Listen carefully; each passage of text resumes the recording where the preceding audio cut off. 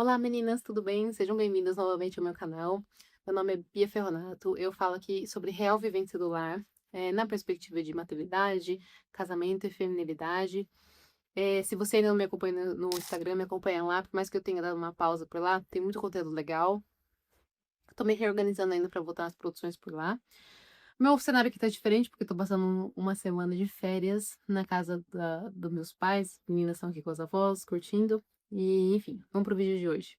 Pelo título, você já deve saber que o vídeo de hoje nós vamos conversar sobre como ser menos chata no casamento. Mas eu queria fazer um vídeo um pouco diferente do que se vê hoje por aí, sobre listas, do que a gente tem que fazer, não tem que fazer. Eu queria falar realmente sobre o conceito disso tudo, a visão que você tem que ter em relação ao seu marido, ao seu casamento, para que você tenha eh, você mesmo vai olhar as suas atitudes e vai começar a falar: "Putz, eu tô errando aqui. Putz, isso aqui realmente não me ajuda em nada. Isso aqui tá só me atrapalhando. Isso aqui tá só atrapalhando todo mundo, não tá resolvendo nada", né. Então vamos lá. Depois eu vou falar algumas coisas práticas também, mas fica aqui nesse vídeo, porque se você realmente quer mudar a sua cabeça em relação coisas que realmente mudaram pra mim, tá. Mudar a sua cabeça em relação ao a forma como você tá enxergando seu marido dentro de casa, vai te ajudar a ser menos chato. Porque nós naturalmente temos uma predisposição à chatice. Nós sendo auxiliadoras, nós temos a visão mais ampla das coisas ao redor. Então nós temos, é da mulher, né, ela enxerga melhor todas as coisas. Então ela consegue enxergar muito melhor os problemas também. Mas pensa comigo, vamos supor um CEO contrata um braço direito, uma secretária topzona, o braço direito dele, para ajudar ele a administrar o reino dele, a empresa dele.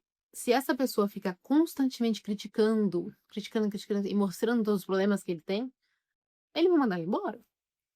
Porque, é obviamente, o que ele quer é que você mostre para ele, sim, quais são os problemas, mas mostre com o intuito de, eh, fazer com que ele consiga ser melhor. E não só apontar os erros, mas ter estratégias e meios e formas de que ele realmente consiga cumprir com a sua missão. Por isso a importância da submissão dentro do casamento. Hoje eu vejo que existe muito uma conversa de submissão na internet aí, do pessoal que quer amenizar as coisas, eh que obviamente a gente está submissa a um homem que serve a Deus, né, um homem que tem seus princípios cristãos, um homem bom. Não é pra você ficar presa num relacionamento abusivo, obviamente. Isso já é claro, todo mundo vem atirar pedras em relação a isso.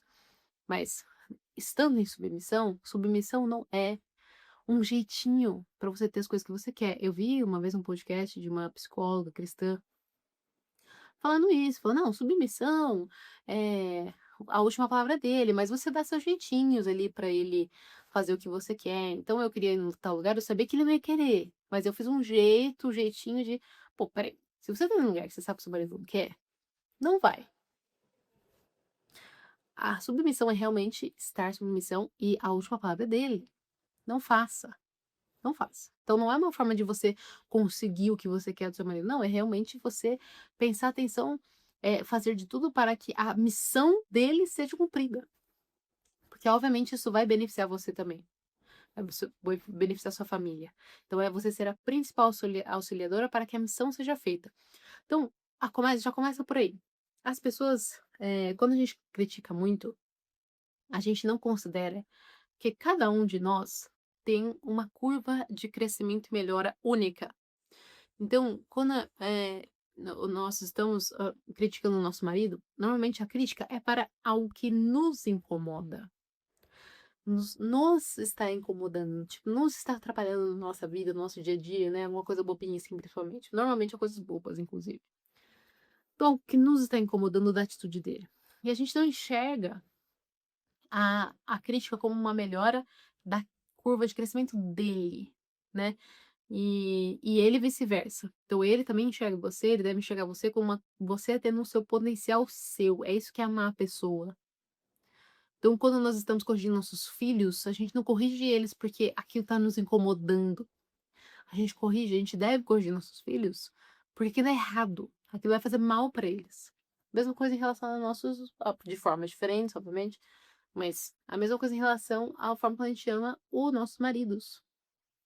A gente deve apontar e não apontar, apontar é uma coisa ruim, a gente fica apontando, mas a gente tem que, ajudá-los a serem suas melhores versões. E só, é servi-los, né? E eles nos servir também. Já aí a gente começa a ver quanto, começa a pensar com você mesmo, o quanto das suas críticas que você faz é realmente para ele alcançar a melhor versão dele. É realmente pensando para uma melhora do potencial que ele pode alcançar. Já por aí você elimina 80% das críticas, né? 80% da encheção de saco. Você já elimina por aí. E aí, que entra também a importância de a gente considerar a indissolubilidade do casamento. Porque o que que acontece? Muitas vezes a gente entra no casamento ainda na postura de uma negociação, ou seja, de uma avaliação do outro. E aí você começa a falar: ai, não tá dando certo. Ai, esse cara na real acho que não é pra mim. Ai, essa pessoa é muito assim. Ai, ele não funciona. Ele não... Porque você ainda tá com a visão de que você está avaliando se essa pessoa é boa pra você. Não é mais hora disso. Você já casou. Essa é no namoro. E aí, e aí no namoro você deve avaliar muito mais se essa pessoa será um bom líder. Você gostaria de ser líder, liderada por esse homem? Você gostaria de ver sua família liderada por esse homem? Você gostaria de confiar a criação dos seus filhos por esse homem? Né? E não só, ah, me agrada, não me agrada, é legal, não é legal. Você tem que aumentar um pouco a régua disso. Mas já estando no casamento, não é mais ele é bom pra mim, ou ele acho que ele não é bom pra mim. Não. É olhar ele sobre esse muro da insolubilidade e enxergar ele como, putz, ele tem todo esse potencial, ele tem esses defeitos, ele tem essas qualidades. Como que eu posso ajudar ele a ser melhor? Sendo ele ainda. E não querendo transformar ele numa versão minha. Porque nesse mundo que se fala sobre 50-50 em tudo, todo mundo divide tudo, o pai e a mãe é a mesma coisa, todo mundo faz igual, o que que acontece? A gente fica brigando com os nossos cônjuges porque a gente quer uma versão nossa. Uma dupla, uma cópia nossa em casa, para fazer exatamente o que nós fazemos em casa, para nos ajudar. É isso que a gente tá querendo. A gente não quer amar nosso marido como ele é, a gente quer uma versão nossa, duplicada, na maioria dos casos. Então, você começa a não enxergar mais a outra pessoa como ela é, você começa só a cobrar essa pessoa do que ela deve ser na sua visão do que vai ser melhor, e não respeitando o que ele é. E nessa indissolubilidade que você tem a capacidade de realmente ser quem você é. Porque você pode, então, tirar as máscaras, não tratar o outro que nem qualquer coisa, mas você tira as suas máscaras e os dois se melhoram com verdade e transparência. Né? Os dois estão com essa confiança de eu sei que nós vamos fazer isso dar certo. Você me ama, eu te amo, a gente vai fazer isso dar certo. Então, essa é a minha verdade, essa é a sua verdade. Isso que é muito importante, que muita gente acha que é uma escravidão e na verdade não é. Tem uma imagem muito bonita na internet, né? Se você não entende que o casamento é isso aqui, ó, que é uma mão em cima da outra e um prego bem grande, enfiado, doído, grudado uma na outra, você não está pronto para casar. E realmente, esse é o casamento. É uma mão na outra e um pregão em cima. Que dói, é difícil, mas você faz acontecer e isso que melhora um ao outro. Uma outra coisa que eu gosto muito de pensar é o seguinte: meninas que são cristãs aqui também, né? A maioria do meu público é, imagine se Deus ficasse te enchendo o saco com todos os seus problemas, com todas as coisas que você tem que mudar, e não te desse tempo de mudança, não te desse tempo de conversão. Imagine se ele ficasse apontando o dia inteiro pra você onde você tá errando. Você ia ficar louca. Você ia ficar completamente louca. Então, o que que a gente pede muito em oração? A gente pede tempo de conversão, tempo de mudança. Nós sabemos as coisas que nós vamos melhorar, mas é fácil, não é? Então, a gente precisa de tempo. E a gente precisa ter tempo também para nossos cônjuges melhorarem. A gente precisa dar tempo para permitir com que as coisas sejam acertadas, as negociações aconteçam. Então, a constante injeção de saco, ela não permite isso. Ela só irrita todo mundo. Você acha que você vai corrigir mais rápido ou vai melhorar as coisas criticando, criticando, criticando, ou apontando, apontando, apontando erro? Você vai só piorar as coisas. Então, indo mais para uma parte prática agora, né? Quando você tá realmente tratando o seu marido como alguém que deve ser, você tá tratando o seu marido como alguém que é o líder da sua casa, alguém que tem a o que é o chefe, da sua casa ou alguém como deve ser administrado, entre outras coisas. Por isso que eu acho que é perigosa aquela frase do marido bom é marido com saco vazio e barriga cheia, né?